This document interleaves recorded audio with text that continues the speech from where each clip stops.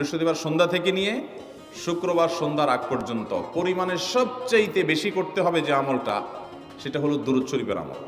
নবী করিম সাল্লাল্লাহু আলাইহি ওয়াসাল্লাম বলেছেন, আকসিরু আলাইয়া মিনাস সালাতি মিন ইয়াউমিল জুমআতি ওয়া লাইলাতিল জুমআহ, তোমরা জুমার দিন এবং জুমার রাতে আমার প্রতি বেশি বেশি দুরূদ পাঠ করবে, দুরূদ প্রেরণ করবে।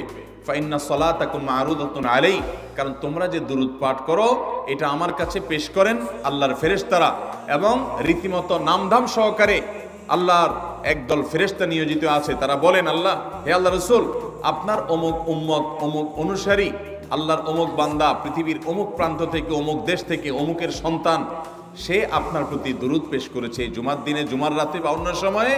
এটা নবী করিম সাল্লাল্লাহু আলাইহি ওয়াসাল্লামের কাছে রিপোর্ট দেওয়া হয় আল্লাহর নিযুক্ত ফেরেশতাদের মাধ্যমে।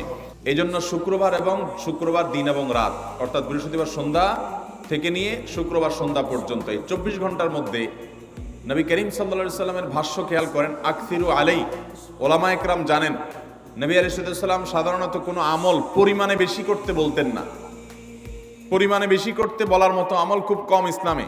গোটা কোরআন যদি খোলেন আপনি, পরিমাণে অধিক করতে বলা হয়েছে এরকম আমল খুব বেশি পাবেন না।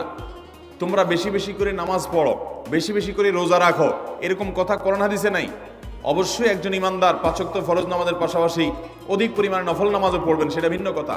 কিন্তু কোরআনে বেশি পরিমাণে আল্লাহর জিকির করার কথা বলা হয়েছে। আর নবী করিম সাল্লাল্লাহু আলাইহি ওয়াসাল্লাম বৃহস্পতিবার সন্ধ্যা শুরু হলে শুক্রবার সন্ধ্যার আগ পর্যন্ত বেশি পরিমাণে করতে বলেছেন যে কাজটা, সেটা হলো দুরূদ শরীফের আমল।